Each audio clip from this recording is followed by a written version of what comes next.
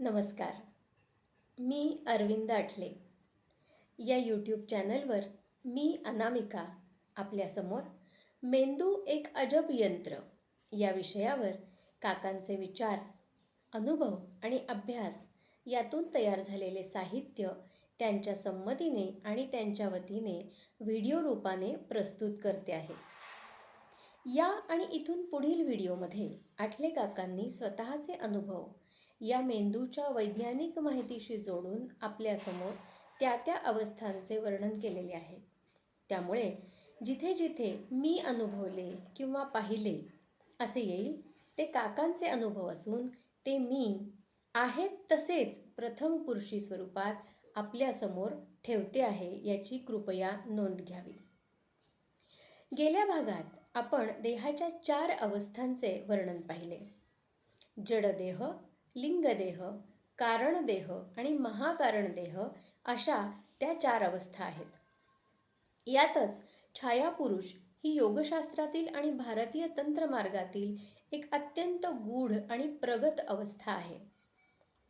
तंत्रमार्गाचे साधक या अवस्थेचा उपयोग करून घेतात.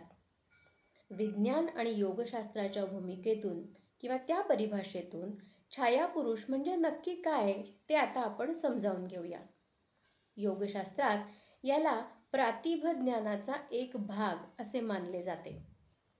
जेव्हा साधकाची एकाग्रता पराकोटीला पोचते तेव्हा त्याला स्वतःच्याच सूक्ष्म देहाची अर्थात लिंगदेहाची सावली किंवा प्रतिरूप बाह्य जगात दिसू लागते आणि यालाच छायापुरुष असे म्हणतात.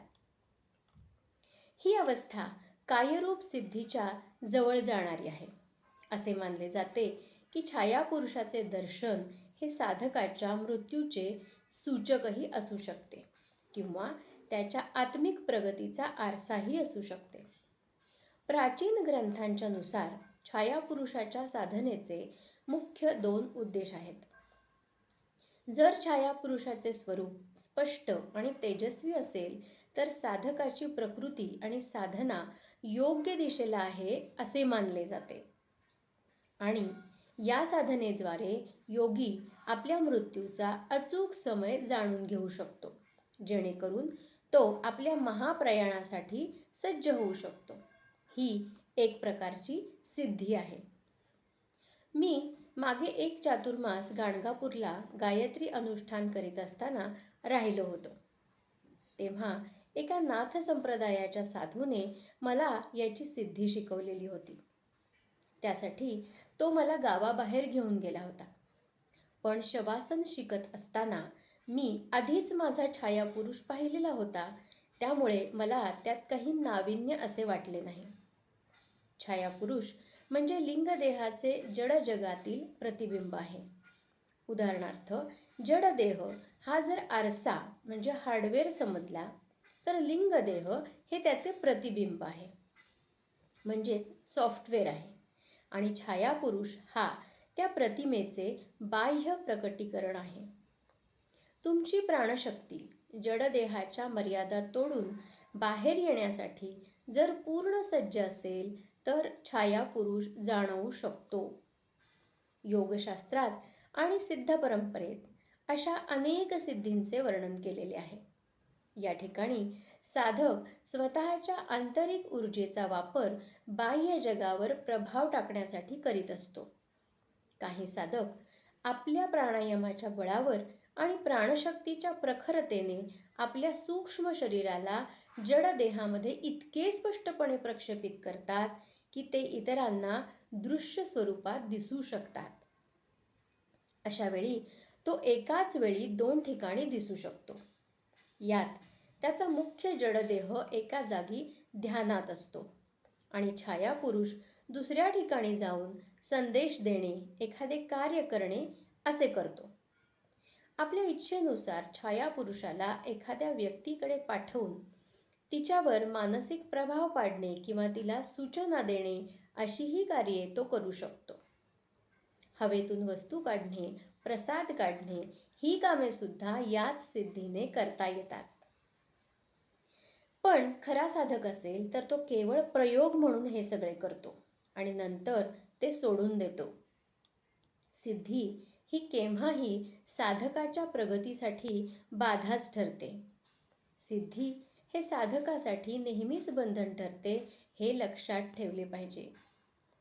छायापुरुषाचा वापर करून इतरांना चमत्कार दाखवणे किंवा स्वतःचा प्रभाव पाडणे हा एक प्रकारचा सूक्ष्म अहंकारच आहे. ही सिद्धी वापरताना तो आपल्या लिंगदेहातील संस्कार पुसण्याऐवजी अधिक घट्ट करत असतो. त्यामुळे तो मुक्तीपासून दूर जात असतो, हे त्याच्या लक्षात येत नाही. संत मुक्ताबाईंच्या शब्दात सांगायचे झाले तर ताटी उघडल्यानंतर जो ज्ञानेश्वर बाहेर येतो त्याला सिद्धीचे खेळ करण्याची गरजच नसते, कारण तो स्वतःच विश्वरूप होतो. सिद्धींचा त्याग करणे म्हणजे कारण देहातील शेवटचे बी जाळून टाकण्यासारखे आहे. थोडक्यात मुक्तीचा प्रवास चालू करण्यासारखे आहे. मेंदूचा अभ्यास करताना माझ्या साधनेतील अनेक शंकांची उत्तरे मिळत गेली. ती उत्तरे तुमच्यासमोर प्रस्तुत करावी तर तुम्हालाही त्याचा लाभ होईल असे वाटल्यावरून इथून पुढचा काही भाग मी त्यासाठी देणार आहे. आपण नेहमी सोहम साधनेचा अभ्यास करतो, परंतु माझे सद्गुरू श्री नरसिंह सरस्वती आळंदी हे असे म्हणत की सोहम पासून हंसा ही अवस्था आली पाहिजे. सोहम पासून हंसाकडे जाणे म्हणजे अभ्यासातून अनुभूतीकडे आणि बंधनातून मुक्तीकडे जाण्यासारखे आहे. आपण याचं थोडंसं सखोल विश्लेषण करूया. म्हणजे खरी प्रगती म्हणजे काय या प्रश्नाचे उत्तर या अभ्यासात मला जे मिळाले ते तुम्हाला कळेल. सोहम म्हणजे मी तोच आहे किंवा आय एम दॅट ही उपासनेची सुरुवात आणि मध्य अवस्था आहे. 6 म्हणजे तो, परमात्मा म्हणजे ब्रह्म आणि अहम म्हणजे मी. श्वास घेताना सो आणि सोडताना हम असा ध्वनी उमटतो.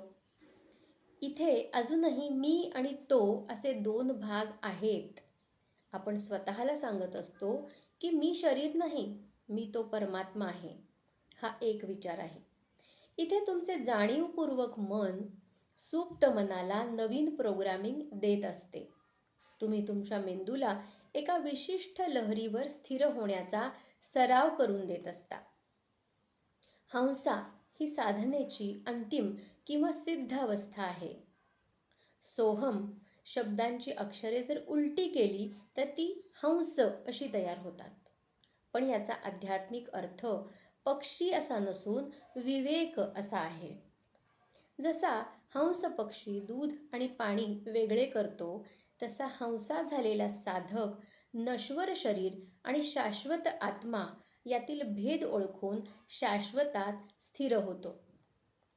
हंसा अवस्थेत मी पूर्णपणे गळून पडतो.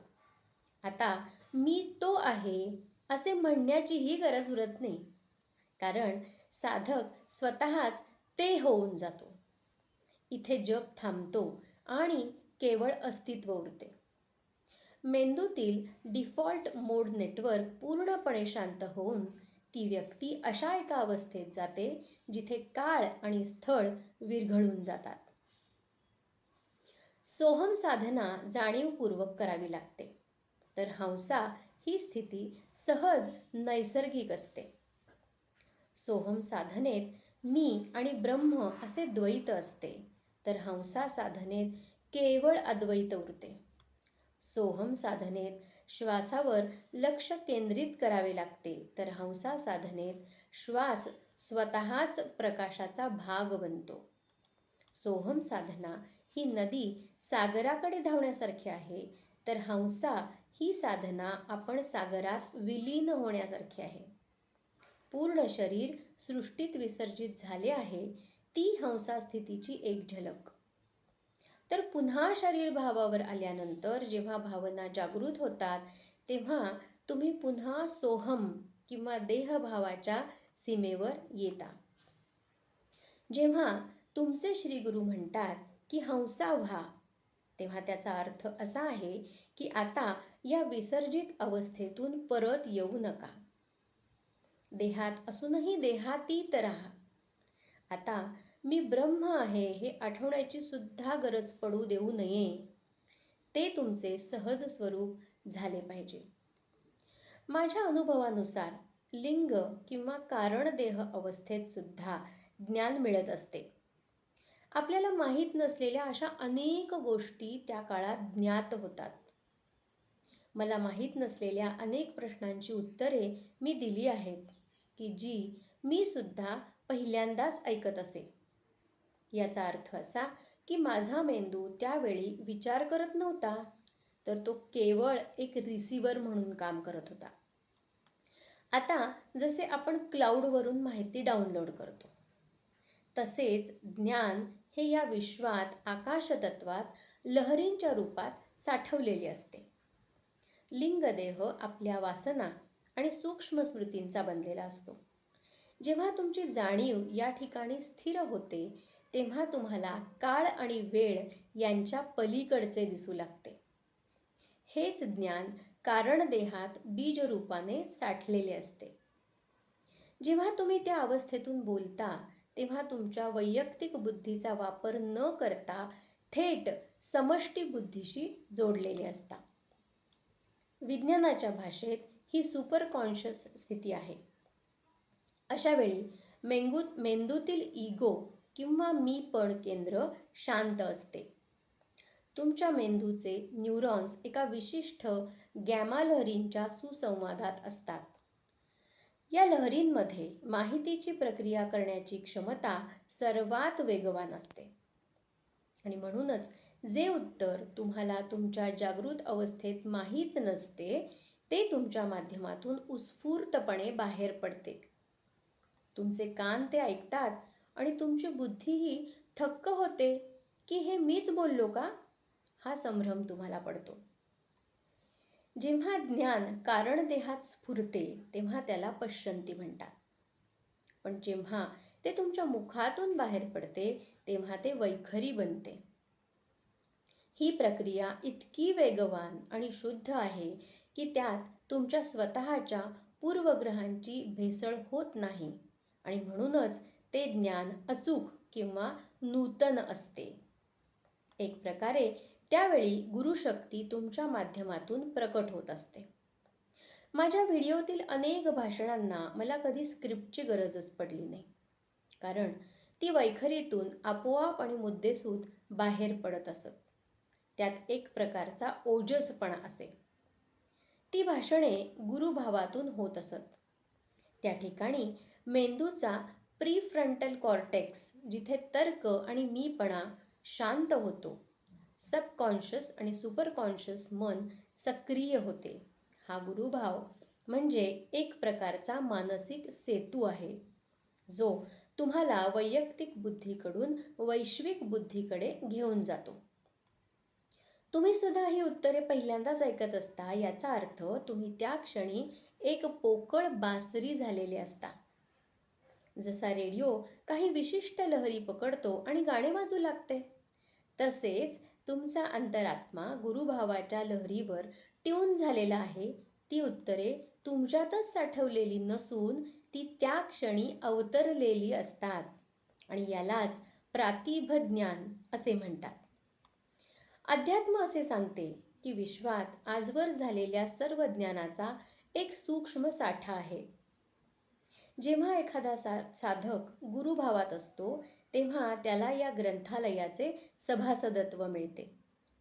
त्या क्षणी त्याला उत्तर शोधण्याची गरज पडत नाही, कारण उत्तर आणि प्रश्न हे दोन्ही एकाच चैतन्याचे भाग असतात. याला व्यासोच्छिष्ट असे म्हणतात.